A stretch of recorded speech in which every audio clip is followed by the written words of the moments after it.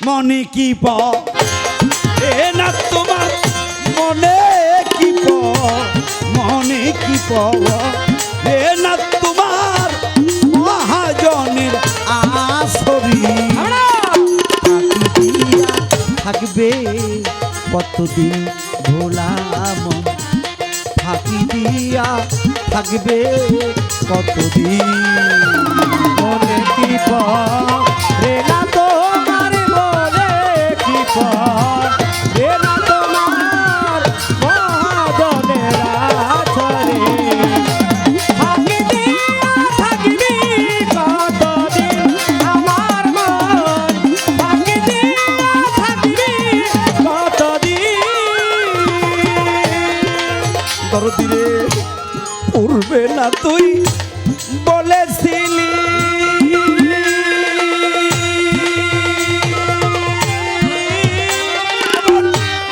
গুরু ভজবি বলে আইলি পূর্বে না তুই বলেছিলি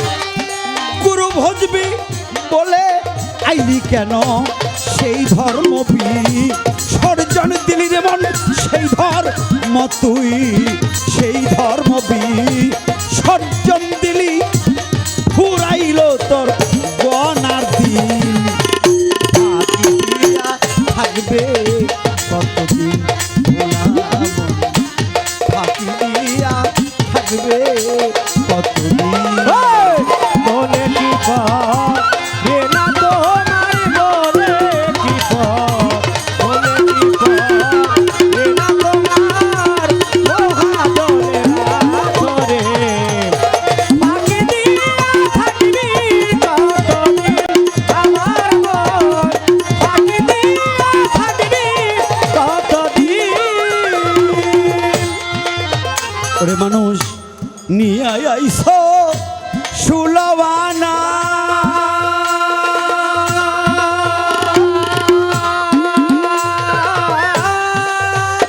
তোমরা ব্যাপার করিতে দুনা নিয়ে আইস সুলবানা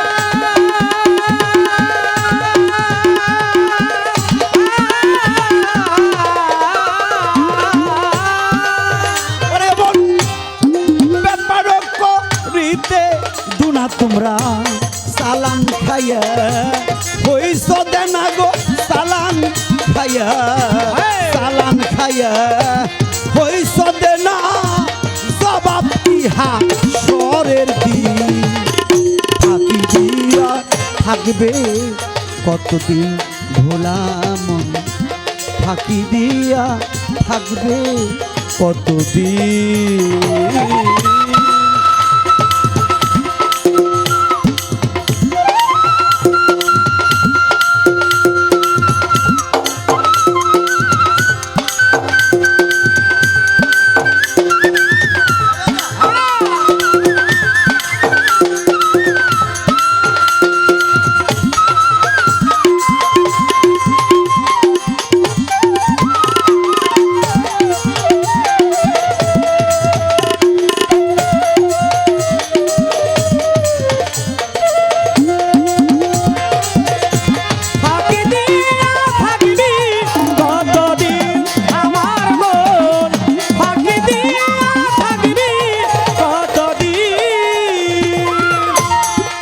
যবে কয় কথা ধরো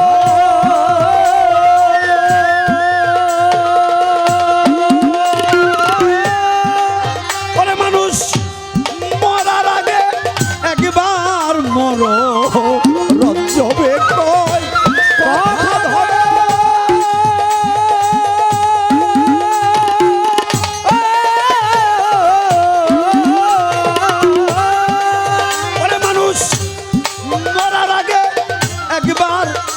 তোমরা লাঠি ছাড়ো ভাটি ধরো গো লাঠি ছাড়ো লাঠি ছাড়ো ভাটি ধরো নবী হবে তোর জামিন ফাঁকি দিয়া থাকবি কতদিন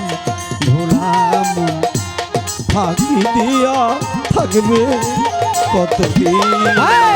বলে কি রে না তোমার বলে কি রে না তোমার মহাজনের আসরি ফাঁকি দিয়া থাকবি কতদিন আমার মন ফাঁকি দিয়া থাকবি কতদিন ভোলা মন ফাঁকি দিয়া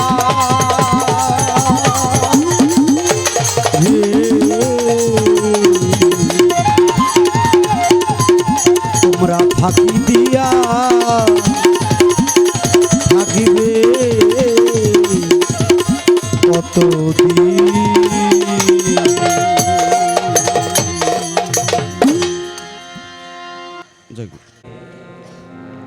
বেমিল মানে দেখলে বোঝা যায় কোনটা আবুল ভাই, কোনটা বারেক বৈদেশি, কোনটা হানিফ সরকার। এটাও তো মালিকের একটা কুদরত, কি ঠিক না? সব চেহারা যদি এক থাকতো তাইলে নানা দাদা যারা আছে এরা বলে নাতি গোগরেই বেশি যাইতো। চেহারা এক, চিনারও কোনো ভাও ছিল না, হইতো না, এরকম দুর্ঘটনা হইতো না। এখন চিনে কোনটা নানা, কোনটা দাদা, কোনটা নাতি, চিনে দেখা যার যার করেই যায়। সবই মালিকের দয়া। আমার যা প্রশ্ন ছিল, প্রশ্নের জবাব মীমাংসা করে অনেক কঠিনভাবে 3টা প্রশ্ন, আর একটা প্রশ্ন করে নাই, কিন্তু এটাও প্রশ্ন হয়ে গেছে। কয় যে চুল কোন কোন প্রকারে রাখলে এটা আইনের মধ্যে পড়ে। নবী রাসূলরা লম্বা চুল রাখতো, অলিয়া উলিয়ারা রাখতো, আর আমরা সামান্য একটু লম্বা চুল রাখলে কতজনে মুখ বাঁকা করে ফেলায়। যাদের মুখ বাঁকা করবে করুক, সমস্যা কি? এরা মুখ বাঁকাইতে বাঁকাইতে একসময় বাঁকাই হয়ে যায়। নাম নাই বললাম, বাংলাদেশের খুব সুনামধন্য একজন বক্তা, যে কোনো মঞ্চে ওয়াজ করবার গেলে আগে অলিয়া উলিয়া গো নিয়ে ঠাট্টা মস্কারি করতো কিছুক্ষণ। পরে দেখা গেল এই যখন মরছে, ওর মুখটা আর হনুমানের মুখটা এক, করোনার মধ্যে মরছে। নাম বলার দরকার নাই, তার মুখ আর হনুমানের মুখ এক হয়ে গেছে। ওই যে বাঁকা করতে করতে বাঁকাই হয়ে গেছে। এক বদমাইশ হে ওয়াজ করবার যায় খালি কি কইতো জানেন? যে যদি কোনো দিন আমার কাছে ক্ষমতা আসে, যত মাজার দরবার লাইতে ভাঙব। পরে দেখা গেল তার ওই এক পায়ের মধ্যে ক্যান্সার, হুইল চেয়ারে বয়ে থেকে মরার আগ পর্যন্ত হুইল চেয়ার ব্যবহার করতে লাগছে তার। আল্লাহ বলছে কোরআনে যে আমার কোন অলির সাথে যদি কেউ দুশ্মনী করে, আমি আল্লাহ নিজে তার সাথে যুদ্ধ ঘোষণা করি। আল্লাহর সাথে যুদ্ধ করে বাঁচবো এরকম প্লেয়ার কে? তে ভাই করুক না, সমস্যা কি? এই লেগে কি কোনো কিছু থাইমা রইছে? যারা তরিকতের পীর মাশায়েখ তারা তাদের কাজ ঠিকই করতেছে, দয়ালে ঠিকই করাইতেছে। এটা অলিয়া উলিয়ার দেশ। এই ভারতবর্ষে কোনো নবী ইসলাম প্রচারের দায়িত্ব নিয়ে আসে নাই, আসছে আল্লাহর অলিরা। তাদের উসিলায় আজকে টুপি পাইছি, দাড়ি পাইছি, পাগড়ি পাইছি, পাঞ্জাবি পাইছি, নাকি ইসলামী লেবাসটা অলিদের উসিলায় পাইছি। এই বাংলাদেশে প্রথম মুসলমান ছিল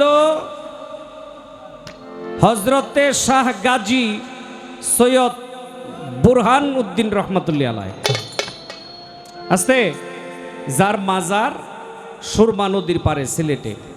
আমি 2 দিন আগে জিয়ারত করে আসছি।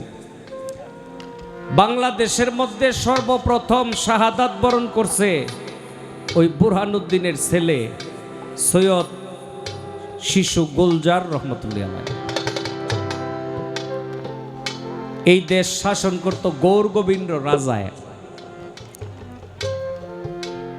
কোনো মুসলমান ছিল না এই দেশে।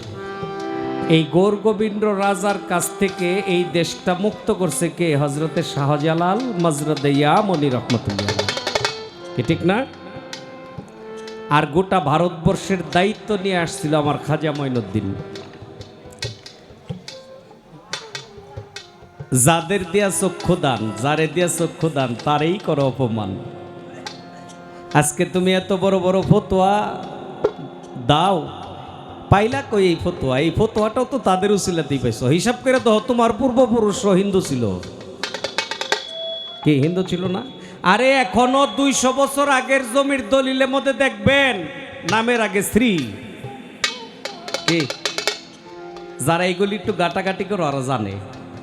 তাইলে আমরা ওই অলিয়া উলিয়াদের মাধ্যমে এই ধর্মটা পেয়েছি। তাদেরকে আমাদের সম্মান করতে হবে, মোহাব্বত করতে হবে, ভালোবাসতে হবে। তাদের উসিলায় আল্লাহ আমাদেরকে অনেক কিছুই ক্ষমা করে দিবে, ঠিক না? আচ্ছা, চুল আবু দাউদ শরীফ, ইবনে নাসাই শরীফ, এই দলিলগুলির মধ্যে চুলের বর্ণনা আসছে। এই কথাটা যেহেতু লাস্টে এটা কিছু জিজ্ঞাসার মতো হয়ে গেছে, এই সমাধানটা আগে করি।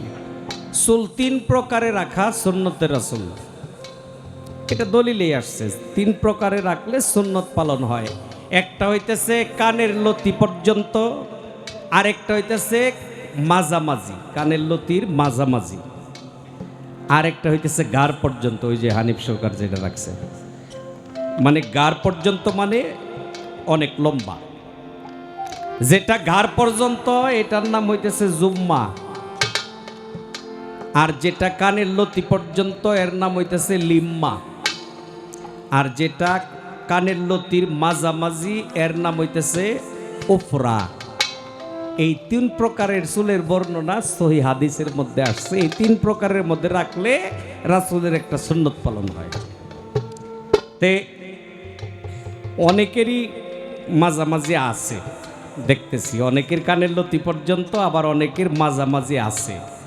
আবার অনেকেই বোঝে না, সেলুনে যায় যেটা সুন্দর লাগে ওই কাটিংই দেওয়া দেয়। কি এখন যায় তো দেখে পোস্টারের মধ্যে কোন কাটিং সুন্দর লাগে, কয় ওইটা দে, ওই যে রোনাল্ডো কাটিং দে,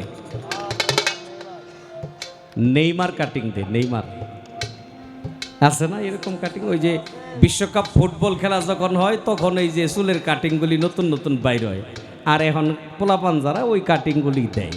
এটা বোঝে না, না বুঝা দেয়, কিন্তু গরু ভক্ত মানুষ যারা ওরা আবার হিসাবের মধ্যেই থাকে। আচ্ছা, এখন আমার রাসূল পাক সাল্লাল্লাহু আলাইহি সাল্লাম যে নবুয়ত পাইল, নবুয়ত কি? নবুয়তের বর্ণনা তো আপনিই দিয়ে গেছেন।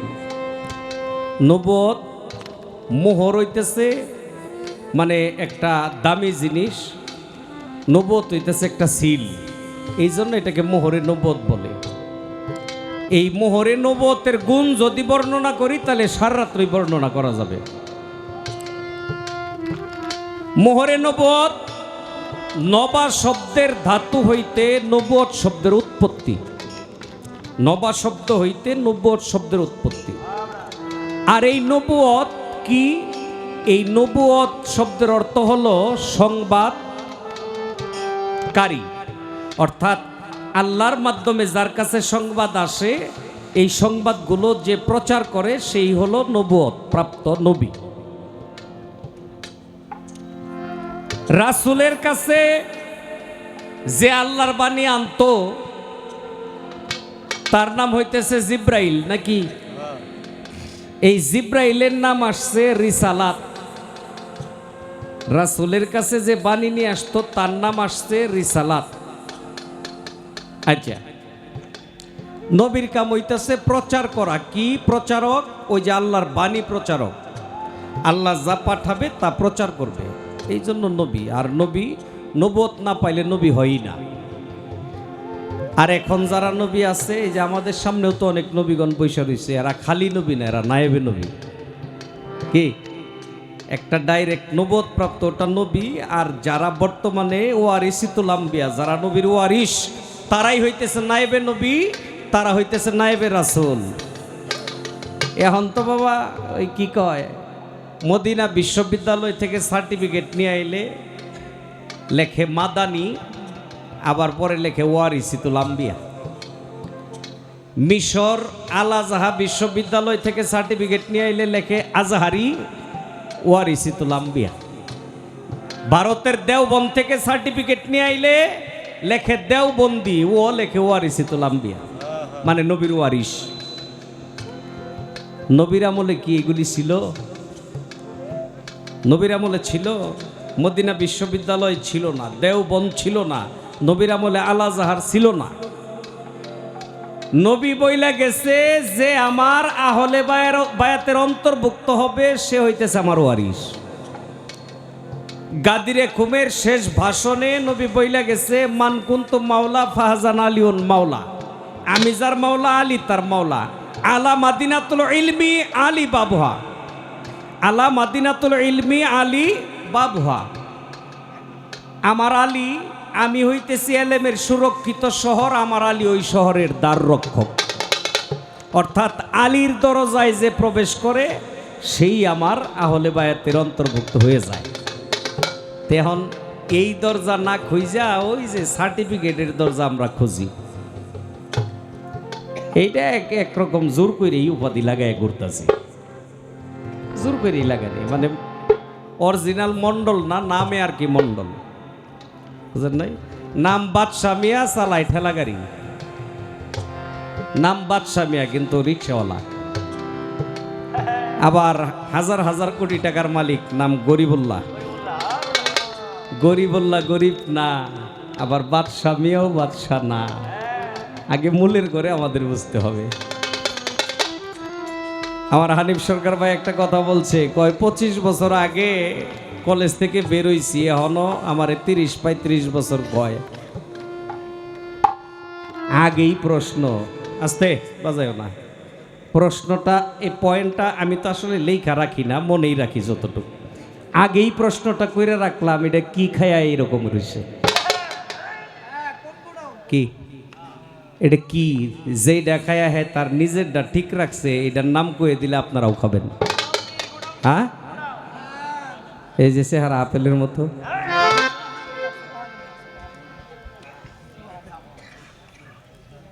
এইটা আগেই প্রশ্ন করে রাখলাম, ভাই তুমি কি খায়া এটা এরকম হয়েছে, ওই জিনিসটা কি? আমাদের জালাল খা অবশ্য বইলে গেছে একটা গানের মধ্যে, গানের মধ্যে বলছে শরাবন্ত হোরা খাইলে যাবি অমরপুরে, তার একটা গানের কথা।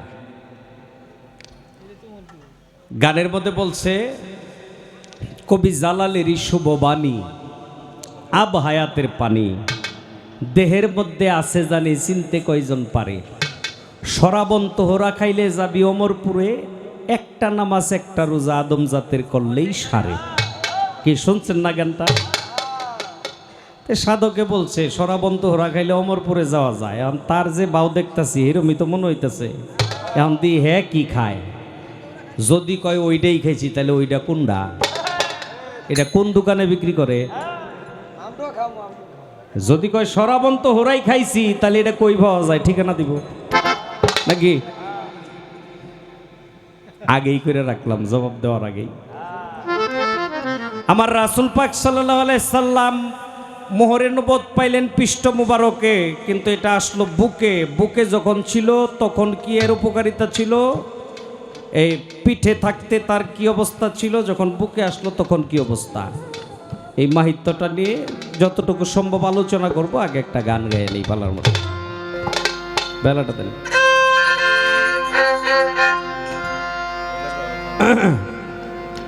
সৌদি আরবের মানুষ, আসলে সত্য কথা বলতে কি ইউটিউবে প্রচার হবে, সৌদি আরবের মানুষ কিন্তু পীর মুর্শিদ বুঝে না, আরবের মানুষ কিন্তু গুরু মুর্শিদ বুঝে না। বুঝে না তো বুঝেই না, এক সময় বুঝতো। অনেক মানুষই বলে, যারা এই আমাদের ছেলেরা বা আমাদের ভাইয়েরা যারা সৌদি থাকে, প্রবাসী বাঙালি, ওরা আয়া কয় কি এর গুরু, কি এর মুর্শিদ, কি এর দরবার। সৌদি আরবের মতো জায়গার মধ্যে কোনো মাজার নাই, দরবার নাই বলে, কিন্তু ওরা যেটা বলে এটা সত্য। ওরা এটা জানে না যে এক সময় প্রচুর মাজার দরবার ছিল সৌদিতে, ওই মাজার দরবারগুলো ভেঙে ফেলাইছে। শুধু মাজার দরবার ভাঙ্গে নাই, আহলে বায়াতের অনুসারী যারা এদেরকে হত্যা করছে, যেন আহলে বায়াতের অনুসারী না থাকে। যখন মাজার দরবার ভাঙছে এবং কি এই যে তৎকালীন সময়ে যারা আল্লাহর ওলিয়া উলিয়া তাদেরকে হত্যা শুরু করছে, তখন অনেকেই জীবন বাঁচানোর জন্য পার্শ্ববর্তী দেশ ইয়েমেন, ইরাক, ইরানে গিয়া স্থান নিছে। ওখান থেকেই আবার তাদের বংশবিস্তার, ওখান থেকেই তাদের বংশবিস্তার। এই ঘটনা অনেকেই জানে না। এখন বর্তমান যেটা দেখে কয় আরে কত বড় বড় সাহাবী ইন্তেকাল করছে, ওদের কবরের দুই পাশে দুইটা পাথর দিয়ে রাখছে। যেটা কয় এটা সত্য দেখায় তো তাই, কিন্তু এগুলি সুন্দর করে মাজার বানানো ছিল, এগুলি ভাঙছে। এগুলি আব্দুল ওহাব নজদির আমলেই ভাঙ্গা হয়েছে। যে আব্দুল ওহাব নজদি প্রকাশ্যে ইসলামের শত্রু ছিল, নবীর দুশ্মন ছিল, দুশ্মনের রাসূল ছিল। সৌদি আরব যে নাম, এর নাম কিন্তু সৌদি আরব না, এর নাম ছিল জাজিরাতুল আরব। বাদশাহ সৌদ ক্ষমতা নেওয়ার পরে তার নামের সাথে নাম মিলাই রাখছে সৌদি আরব। এই ঘটনা অনেকেই জানে না। আমরা প্রবাসী ভাই যারা যায় সৌদি, তারা চাকরির জন্য যায়, যা দেখে তাই এসে বলে।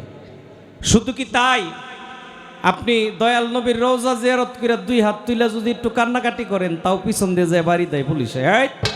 হেনু কি হেনু এইদিকে চা, ঘুরাইয়া মক্কার দিক ঘুরাইয়া দেয়।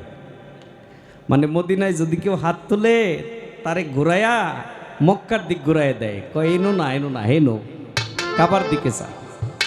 অথচ দলিল পড়লে দেখা যায় এই কাবায় বলছে যে আমার কাবা হইতেছে রাসূল পাক সাল্লাল্লাহু আলাইহি ওয়াসাল্লাম।